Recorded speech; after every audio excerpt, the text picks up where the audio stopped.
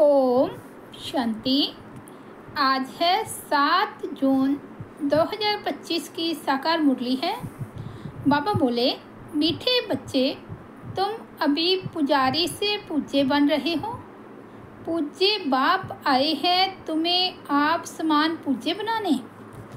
आज का प्रश्न है, तुम बच्चों के अंदर कौन सा दृढ़ विश्वास है?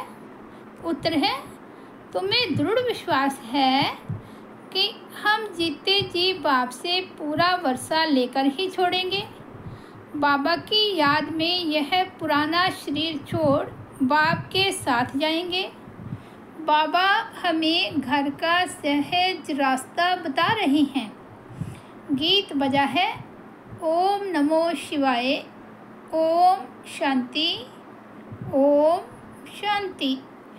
ओम शांति तो बहुत मनुष्य कहते रहते हैं, बच्चे भी कहते हैं ओम शांति। अंदर जो आत्मा है वह कहती है ओम शांति, परंतु आत्माएं तो यथार्थ रीति अपने को जानती नहीं है, न बाप को जानती है। भल पुकारते हैं परंतु बाप कहते हैं मैं जो हूँ जैसा हूँ यथार्थ रीति मुझे कोई नहीं जानते। यह ब्रह्मा भी कहते हैं कि मैं अपने को नहीं जानता था कि मैं कौन हूँ, कहाँ से आया हूँ। आत्मा तो मेल है ना, बच्चा है, फादर है परमात्मा, तो आत्माएं आपस में ब्रदर्स हो गई। फिर शरीर में आने कारण कोई को मेल कोई को फीमेल कहते हैं, परंतु यथार्थ आत्मा क्या है ये कोई भी मनुष्य मात्र नहीं जानते। अभी तुम बच्चों को यह नॉलेज मिलती है जो फिर तुम साथ ले जाते हो, वहाँ यह नॉलेज रहती है। हम आत्मा हैं, ये पुराना शरीर छोड़ दूसरा लेते हैं। आत्मा की पहचान साथ में ले जाते। पहले तो आत्मा को भी नहीं जानते थे, हम कब से पाठ बजाते हैं कुछ नहीं जानते थे। अभी तक भी कई अपने को पूरा पहचानते नहीं हैं, मोटे रूप से जानते हैं और मोटे लिंग रूप को ही याद करते हैं। मैं आत्मा बिंदी हूँ, बाप भी बिंदी है, उस रूप से याद करें ऐसे बहुत थोड़े हैं। नंबरवार बुद्धि है ना, कोई तो अच्छी रीति समझकर औरों को भी समझाने लग पड़ते हैं। तुम समझाते हो, अपने को आत्मा समझ और बाप को याद करना है, वही पतित पावन है। पहले तो मनुष्यों को आत्मा की ही पहचान नहीं है, तो वह भी समझाना पड़े। अपने को जब आत्मा निश्चय करे तब बाप को भी जान सके। आत्मा को ही नहीं पहचानते हैं, इसलिए बाप को भी पूरा जान नहीं सकते। अभी तुम बच्चे जानते हो हम आत्मा बिंदी हैं। इतनी छोटी सी आत्मा में 84 जन्मों का पाठ है, यह भी तुमको समझाना पड़े, नहीं तो सिर्फ कहते ज्ञान बहुत अच्छा है, भगवान से मिलने का रास्ता बड़ा अच्छा बताते हैं, परंतु मैं कौन हूँ, बाप कौन है यह नहीं जानते, सिर्फ अच्छा अच्छा कह देते हैं। कोई तो फिर ऐसे भी कहते हैं कि यह तो नास्तिक बना देते हैं। तुम जानते हो ज्ञान की समझ कोई में भी नहीं है। तुम समझाते हो अभी हम पूज्य बन रहे हैं।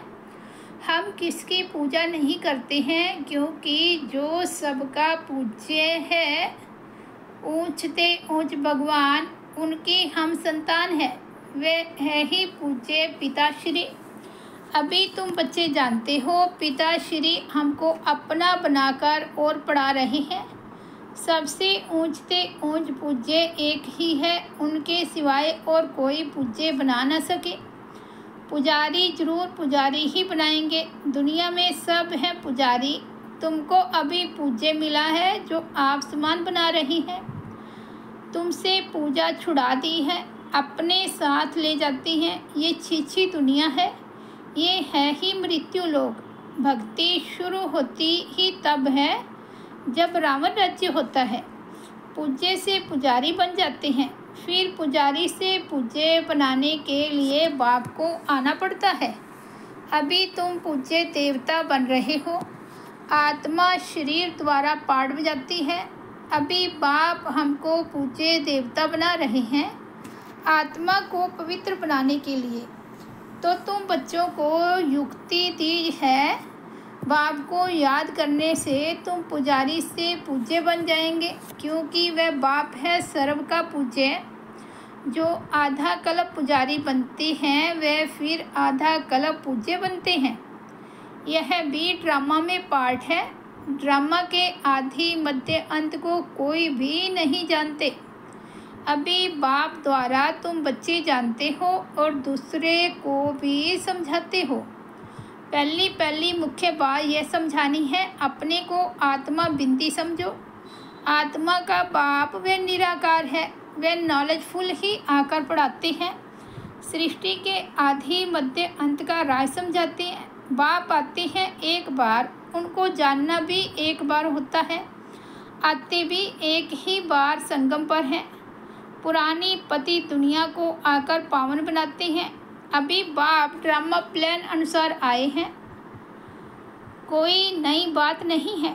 कल्प कल्प ऐसे ही आता हूँ, एक सेकंड भी आगे पीछे नहीं हो सकता।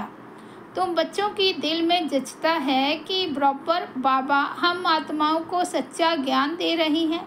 फिर कल्प बाद भी बाप को आना पड़ेगा। बाप द्वारा जो इस समय जाना है वह फिर कल्प बाद जानेंगे। यह भी जानते हैं अब पुरानी दुनिया का विनाश होगा, फिर हम सतयुग में आकर पुराना अपना पाठ बजाएंगे, सतयुगी स्वर्गवासी बनेंगे। यह तो बुद्धि में याद है ना। याद रहने से खुशी भी रहती है, स्टूडेंट लाइफ है ना। हम स्वर्गवासी बनने के लिए पढ़ रहे हैं, ये खुशी स्थायी रहनी चाहिए जब तक स्टडी पूरी हो। बाप समझाते रहते हैं कि स्टडी पूरी तब होगी जब विनाश के लिए सामग्री तैयार होगी। फिर तुम समझ जाएंगे, आग जरूर लगेगी। तैयारियां तो होती रहती है ना, एक दो में कितना गर्म होते रहते हैं। चारों तरफ भिन्न भिन्न प्रकार की सेनाएं हैं, सब लड़ने के लिए तैयार होते रहते हैं। कोई ना कोई अटक ऐसी डालते जो लड़ाई जरूर लगे। कल्प पहले मुआफिक विनाश तो होना ही है। तुम बच्चे देखेंगे, आगे भी बच्चों ने देखा है कि एक चिंगारी से कितनी लड़ाई लगी थी। एक दो को डराते रहते हैं, ऐसा करो नहीं तो हमें ये बम्स हाथ में उठाने पड़ेंगे। मौत सामने आ जाता है तो फिर बनाने के सिवाय रह नहीं सकते हैं। आगे भी लड़ाई लगी थी तो बम्स लगा दिए, भावी थी ना। अभी तो हजारों बम्स हैं। तुम बच्चों को यह ज़रूर समझाना है कि अभी बाप आया हुआ है सबको वापस ले जाने। सब पुकार रहे हैं, हे पतित पावन आओ, इस छीछी दुनिया से हमको पावन दुनिया में ले चलो। तुम बच्चे जानते हो पावन दुनियाएं हैं दो, मुक्ति और जीवन मुक्ति। सबकी आत्माएं पवित्र बन शांति धाम चली जाएगी, यह दुख धाम विनाश हो जाएगा, जिसको मृत्यु लोक कहा जाता है। पहले अमर लोक था, फिर चक्कर लगाए अब मृत्यु लोक में आए हो। फिर अमर लोक की स्थापना होती है, वहाँ अकाले मृत्यु कोई होती नहीं, इसलिए उनको अमर लोक कहा जाता है। शास्त्रों में भी भल अक्षर है, परंतु यथार्थ रीति कोई भी समझते नहीं है। यह भी तुम जानते हो अब बाबा आया हुआ है, मृत्यु लोक का विनाश जरूर होना है, ये 100% सर्टन है। बाप समझा रहे हैं कि अपनी आत्मा को योग बल से पवित्र बनाओ, मुझे याद करो तो विक्रम विनाश हो जाएंगे। परंतु यह भी बच्चे याद नहीं कर सकते हैं। बाप से वर्षा अथवा राजाई लेने में मेहनत तो चाहिए ना। जितना हो सके याद में रहना है। अपने को देखना है कितना समय हम याद में रहते हैं और कितनों को याद दिलाते हैं। मन मना भाव, इनको मंत्र भी नहीं कहा जाए। यह है बाप की याद। दे अभिमान को छोड़ देना है। तुम आत्मा हो, यह तुम्हारा रथ है, इससे तुम कितना काम करते हो। सतयुग में तुम देवी देवता बन कैसे राज्य करते हो, फिर तुम यही अनुभव पाएंगे। उस समय तो प्रैक्टिकल में आत्म अभिमानी रहते हो। आत्मा कहेगी हमारा ये शरीर बूढ़ा हुआ है, ये छोड़ नया लेंगे, दुख की बात ही नहीं। यहाँ तो शरीर न छूटे उसके लिए भी कितनी डॉक्टर की दवाइयों आदि की मेहनत करते हैं। तुम बच्चों को बीमारी आदि में भी पुराने शरीर से कभी तंग नहीं होना है, क्योंकि तुम समझते हो इस शरीर में ही जी करके बाप से वर्षा पाना है। शिव बाबा की याद से ही पवित्र बन जाएंगे। यह मेहनत, परंतु पहले तो आत्मा को जानना पड़े। मुख्य तुम्हारी है ही याद की यात्रा। याद में रहते रहते फिर हम चले जाएंगे मूल वतन, जहाँ के हम निवासी हैं। वही हमारा शांति धाम है। शांति धाम सुख धाम को तुम ही जानते हो और याद करते हो, और कोई नहीं जानते। जिन्होंने कल पहले बाप से वर्षा लिया है वही लेंगे। मुख्य है याद की यात्रा। भक्ति मार्ग की यात्राएं अब खत्म होनी है। भक्ति मार्ग ही खलास हो जाएगा। भक्ति मार्ग क्या है? जब ज्ञान हो तब समझें। समझते हैं भक्ति से भगवान मिलेगा। भक्ति का फल क्या देंगे, कुछ भी पता नहीं। तुम बच्चे अब समझते हो, बाप बच्चों को जरूर स्वर्ग की बादशाही का ही वर्षा देंगे। सबको वर्षा दिया था, यथा राजा रानी तथा प्रजा सब स्वर्गवासी थे। बाप कहते हैं 5000 वर्ष पहले भी तुमको स्वर्गवासी बनाया था, अब फिर तुमको बनाता हूँ। फिर तुम ऐसे 84 जन्म लेंगे। यह बुद्धि में याद रहना चाहिए, भूलना नहीं चाहिए। जो नॉलेज सृष्टि के आदि मध्य अंत की बाप के पास है, वह बच्चों की बुद्धि में टपकती है। हम कैसे 84 जन्म लेते हैं, अभी फिर बाबा से वर्षा लेते हैं। अनेक बार बाप से वर्षा लिया है। बाप कहते हैं जैसे लिया था फिर लो। बाप तो सबको पढ़ाते रहते हैं। दैवी गुण धारण करने के लिए भी सावधानी मिलती रहती है। अपनी जांच करने के लिए साक्षी हो देखना चाहिए कि कहाँ तक हम पुरुषार्थ करते हैं। कोई समझते हैं हम बहुत अच्छा पुरुषार्थ कर रहे हैं। प्रदर्शनी आदि का प्रबंध करता रहता हूँ ताकि सबको मालूम पड़ जाए कि भगवान बाप आया हुआ है। मनुष्य बेचारे सब घोर नींद में सोए हुए हैं। ज्ञान का किसी को भी पता ही नहीं, तो जरूर भक्ति को ऊंच ही समझेंगे। आगे तुम्हारे में भी कोई ज्ञान था क्या? अभी तुमको मालूम पड़ा है ज्ञान का सागर बाप ही है। वही भक्ति का फल देते हैं। जिसने जास्ती भक्ति की है उनको जास्ती फल मिलेगा। वही अच्छी रीति पढ़ते हैं ऊंच पद पाने के लिए। यह कितनी मीठी मीठी बातें हैं। बुढ़ियों आदि के लिए भी बहुत सहज कर समझाते हैं। अपने को आत्मा समझ बाप को याद करो। ऊंचते ऊंच है भगवान शिव।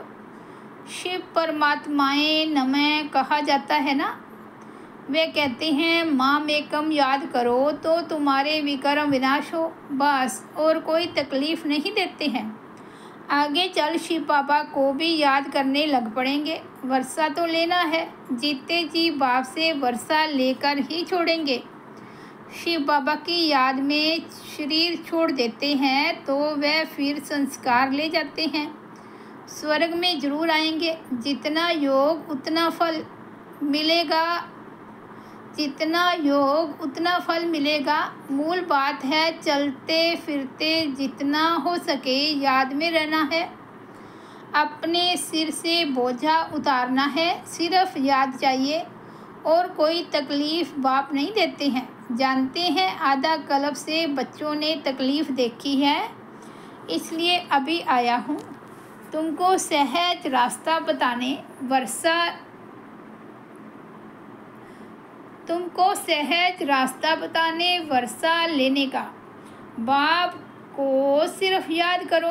भले याद तो आगे भी करते थे, परंतु कोई ज्ञान नहीं था।